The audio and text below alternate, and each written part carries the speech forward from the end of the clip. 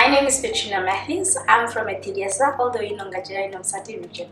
I specialize in action painting, so I use my body to express how I feel and to help to start conversations that people regard uncomfortable. So topics that people run away from, I tackle those. Currently, I'm a speaker. I'm into business full-time. I'm a jewelry designer. I do murals and I explore and just have fun. And I have uncomfortable conversations with people through stories, through storytelling, as well as through shows. Okay, 3 words that describe me. First one is vulnerable. I become very vulnerable in my conversations as well as in my practice of art. The other one, summarized, because I keep saying I'm not short, I'm summarized. The moment you say I'm short, you have concluded that which I am and that which I do. So I'm summarized. And the third one is, let's see. Can't I give 4? Okay, the third one is becoming, because my journey in life is to help people in their becoming processes, and also while I become a better version of myself and while I help people become through my art. And the last one is fun. I'm a fun person. I just love having fun. I love it when people have fun through my art as well. So fun describes me also. So my art literally touches on almost everything. I find inspiration from everything in life, but I think for me it touches on topics people don't want to talk about as much as the world or the population, the community we're in is going through it. One of that is rape and the after effects of rape. I feel like people don't want to talk about that, and there's a broken telephone that people just don't want to mend together, so they listen to them. And then the other thing is like the different issues people go through, gender-based violence, but not just focusing on the causes of gender-based violence, but what happens mentally to a person who has experienced all that. So for me, I don't tackle just the result of it. I look at the effect of that person mentally, because I look at more of mental health than anything else.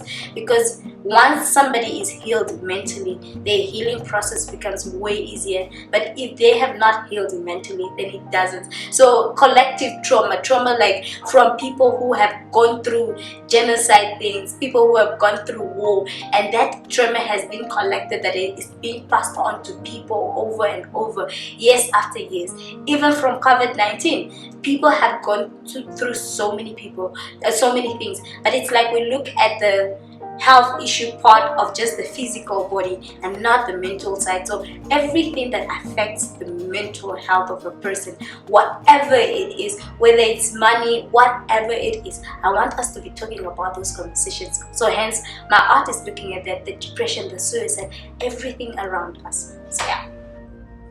So the one person who really inspired me is my grandmother. My grandmother was a fashion designer in her years, and growing up I just loved to do most of the things she did. So when she was stitching her clothes, I'll be by her side and I'll be getting all those off-cuts and just work with them.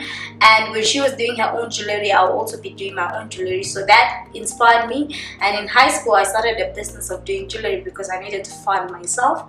And at the end of the day, when I went to varsity, the inspiration was in there. My grandmother became that person who keeps saying, if you love it, do it. And when I started doing jewelry even on a larger scale, she was like, go for it. So she was one of my inspiration. The second person is myself. I wanted a certain level of freedom. I wanted a certain level of peace. I wanted a healthy lifestyle, but I knew I couldn't live it if I was doing something else that somebody else was telling me to do. So I became my own inspiration because I wanted more, and that kept pushing me to go for more, to release everything I want to do, everything within me, and I just wanted the world to see that which I do. And the last person is Jackson Pollock.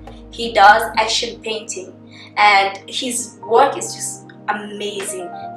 The way he works with paint, the way he works with color, the way he becomes part of that canvas, that really inspired me. And I wanted to go further than just pouring paint on canvas. I wanted to be part of it, hence why my body part came in, where I just wanted to use every part of me to be part of that work. So Jackson Pollock's work is just, it's amazing. There's a richness of color, there's a way he does it to look so attractive for people, and the fact that he also didn't just explore any work or any theme, but he went to themes that touch people, that people didn't want to work on. Those were the things that he worked on, and his work was also very huge. I think for me that is the one thing that I'm this little tiny person, but I do this huge works because of Jackson Pollock. He even when he spoke, when I watched him speak, it's like he says that no matter how big it is, just go for it. So he was also my inspiration.